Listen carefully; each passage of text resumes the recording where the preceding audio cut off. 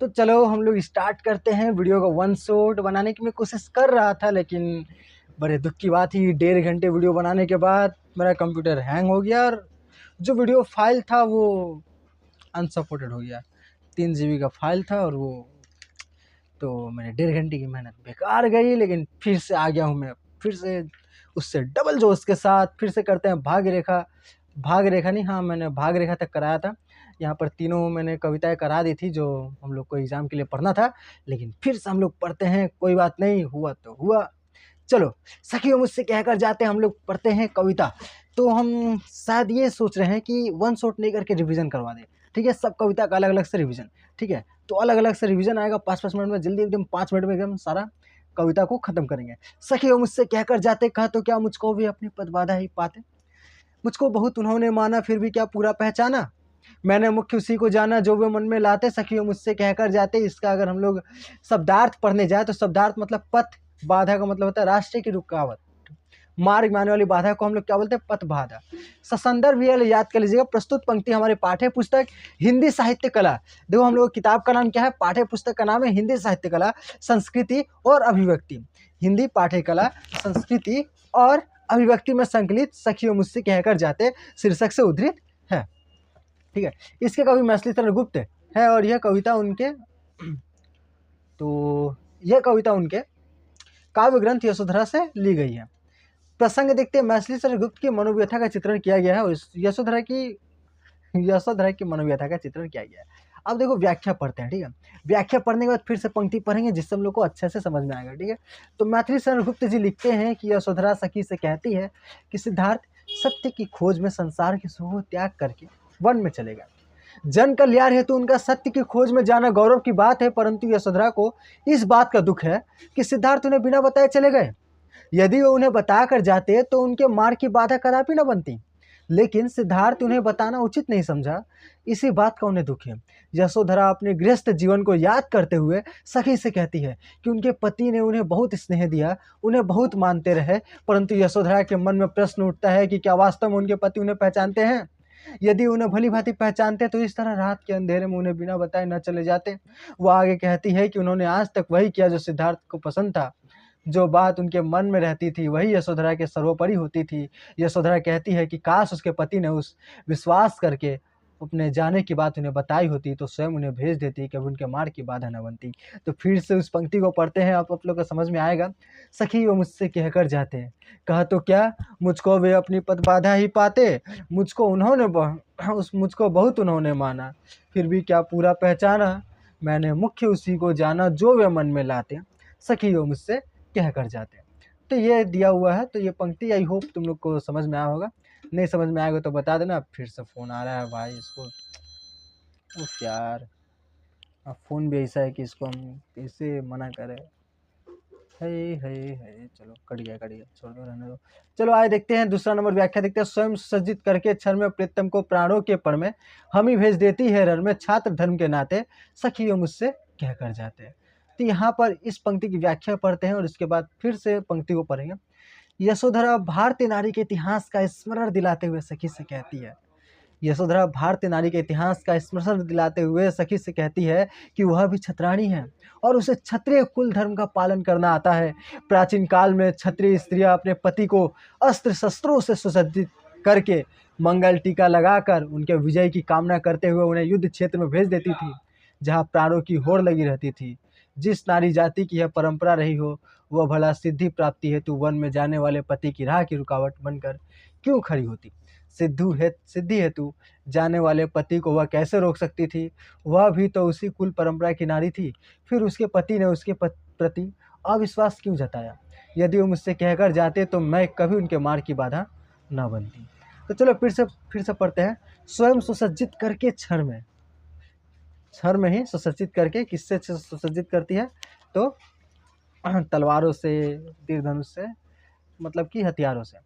प्रीतम को प्राणों के पड़ में हम ही भेज देती है रण में, छात्र धर्म के नाते सखियों मुझसे क्या कर जाते हैं। यहाँ पर कहना चाह रही कि अगर हम युद्ध में लड़ने के लिए अपने पतियों को सजा कर भेज देते हैं क्षण में बिना कोई बात गवाए, हम लोग क्षत्राणी हैं, तो ये तो सिद्धि पाने के लिए गए हैं, लोगों का कल्याण करने के लिए गए हैं, तो क्या हम लोग यहाँ पे नहीं जाने देते उनको। तो ये बात यहाँ पे कह रहा है, ठीक है।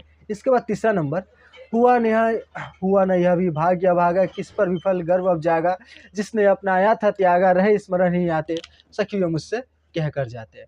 तो देखो यहाँ पर क्या व्याख्या है। यशोधरा सखी से कहती है कि मुझे तो अपने पति को विदा करने का भी सौभाग्य प्राप्त नहीं हुआ, अब तो उनके पास मिथ्या गर्व करने का भी कोई अवसर शेष नहीं रह गया। जिस पति ने उन्होंने प्रेम पूर्वक अपनाया था, उसी ने अब उन्हें त्याग दिया है। यशोधरा के पास अब उनकी स्मृतियां ही शेष रह गई है। यशोधरा सदैव अपनी पति का स्मरण करती रहती है। सिद्धार्थ के इस व्यवहार से भी यशोधरा के प्रेम में कोई परिवर्तन नहीं होता। वह बार बार अपनी सखी से यही बात कहती है कि यदि उन्हें बता कर जाते तो वह कभी उनके मार्ग की बाधा नहीं बनती। तो फिर से कविता को पढ़ते हैं। हुआ न यह भी भाग्य भागा, उनका भाग्य ये भी नहीं हो सका। हुआ न यह भी भाग्य भागा, किस पर विफल गर्व अब जागा, जिसने अपनाया था त्यागा, वो किस पर गर्व कर सकती है। जिस पर वो गर्व करती थी वो बिना बताए चला गया। जिसने अपनाया था त्यागा, रहे स्मरण ही आते, सखियों मुझसे कह कर जाते। तो ये हुआ था, ये हुआ तीसरा ल। अब ये देखते हैं, नयन उन्हें है निष्ठुर कहते, पर इनसे जो आंसू बहते, सदै हृदय वे कैसे सहते, गए तरस ही खाते, सखियों मुझसे कह कर जाते। तो चलो यहाँ पर पढ़ते हैं व्याख्या। यशोधरा अपनी मनोदशा का वर्णन करते हुए सखी से कहती है कि आंखें उन्हें निष्ठुर कहती हैं।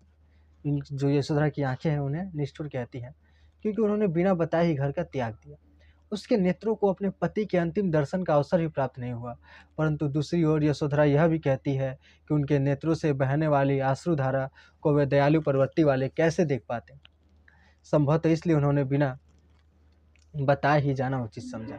वे फिर अपने सखी से कहती कि यदि वो मुझसे बता कर जाते तो मैं कभी उनके मार्ग की बाधा न बनती।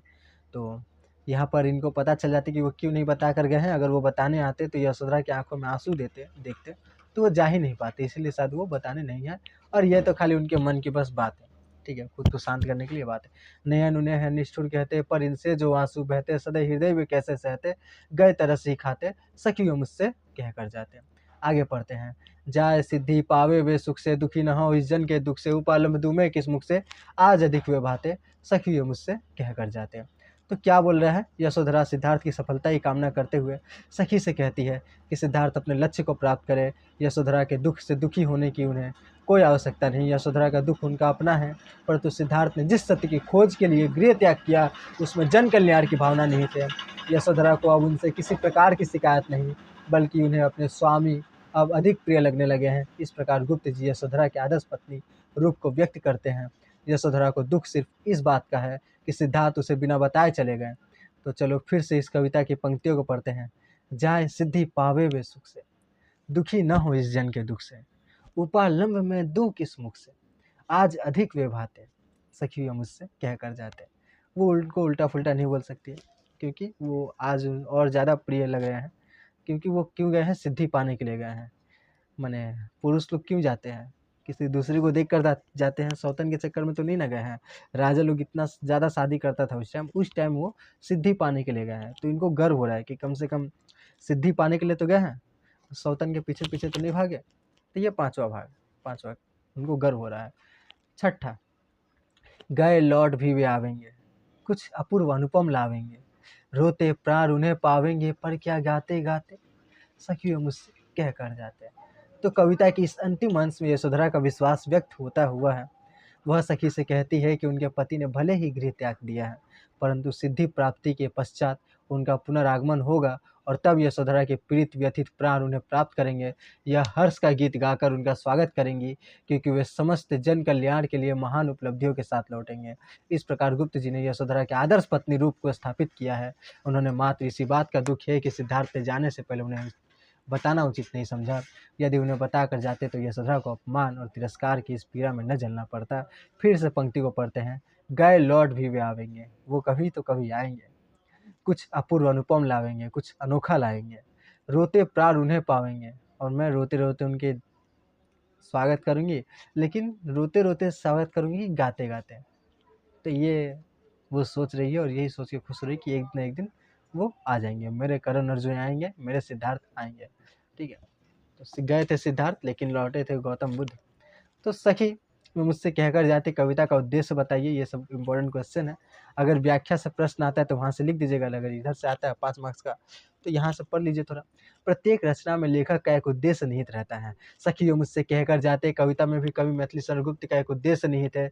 गुप्त जी जिस समय लेखनी उठाई उस समय नारी की स्थिति बहुत अच्छी नहीं थी।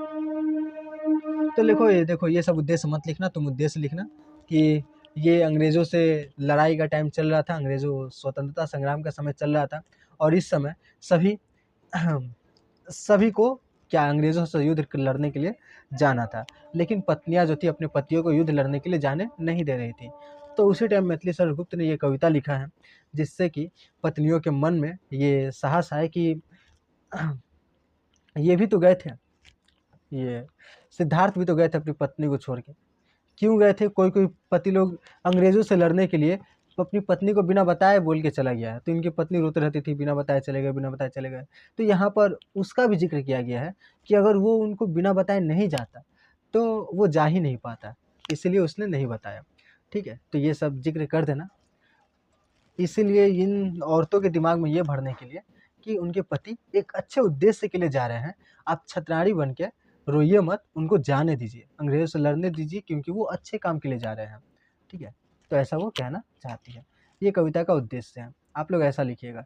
सखियों मुझसे कहकर जाते कविता के शीर्षक की सार्थकता पर विचार कीजिए। शीर्षक की सार्थकता जो दिया है उससे हट के थोड़ा लिखिएगा। एक पहले लिखिएगा कि कोई भी शीर्षक बहुत अच्छा तब होता है जब वो संक्षिप्त हो और वो अपने पूरे कविता और कहानी अपने काव्य की पूरी विशेषताओं को बतलाता हो, उसको सम अप करता हो, छोटा में बतला देता हो। ठीक है? अपने पूरे कहानी को समेटे हुए हो। तो एक ऐसा शीर्षक होना चाहिए और एक ऐसा शीर्षक जो पढ़कर पाठक के मन में कौतूहल पैदा हो। कौतूहल माने जिज्ञासा पैदा हो कि ये क्यों ऐसा क्यों लिखा गया है शीर्षक, इसको पढ़ना चाहिए और वो आकर्षक हो। वो क्या हो? उसको आकर्षित करे पाठक को। तो ये 3 गुण और चौथा आकर्षक हो थोड़ा, तो ये 3 गुण के अंदर ही आता है आकर्षक भी। ठीक है? तो ये 3 गुण हो तो अच्छा होता है।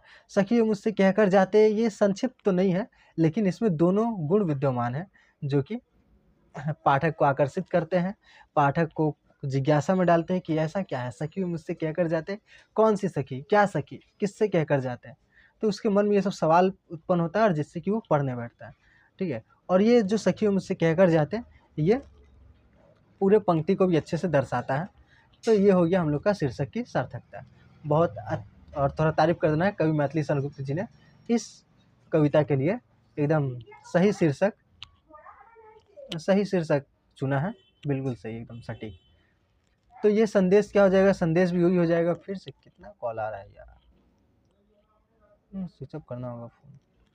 तो सखियों मुझसे कहकर जाते कविता के द्वारा कवि क्या संदेश देना चाहता है? इसके बाद देखते हैं पठित पाठ के आधार पर यशोधरा का चरित्र चित्रण कीजिए। पठित पाठ के आधार पर यशोधरा का चरित्र चित्रण। तो देखो यशोधरा का चरित्र चित्रण क्या हो जाएगा? स्वाभिमानी स्त्री है। गौतम बुद्ध सिद्धि प्राप्त के लिए यशोधरा और राहुल को सोता हुआ देखकर चले जाते हैं।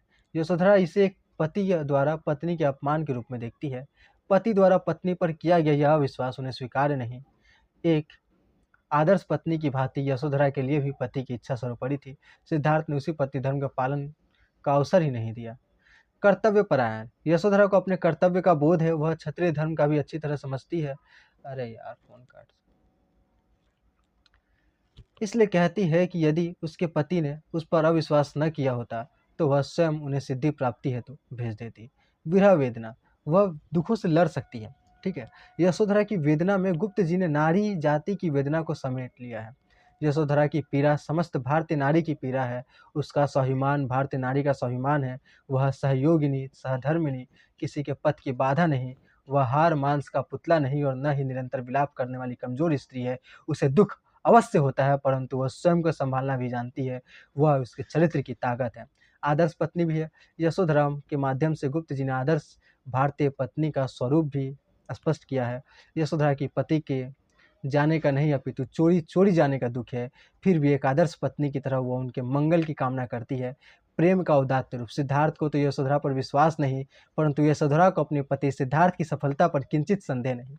वह जानती है कि इसके पति जिस सिद्धि प्राप्ति के लिए गए हैं वह उन्हें अवश्य प्राप्त होंगे, और इतना ही नहीं, सिद्धि प्राप्त के पश्चात वे वापस लौट भी आएंगे। यशोधरा जाते समय तो सिद्धार्थ को विदा नहीं कर पाई, क्योंकि सिद्धार्थ ने उसे वह अवसर ही नहीं दिया, परंतु उनके लौटने पर उनका स्वागत करने के लिए बची रहना चाहती है, जिस उसके मन में सिद्धार्थ के प्रति कोई कलुषता नहीं है। यह प्रेम का उदात्त रूप है। और यहाँ पर हमारी 15 मिनट में सखियों मुझसे क्या कर जाते खत्म होता है।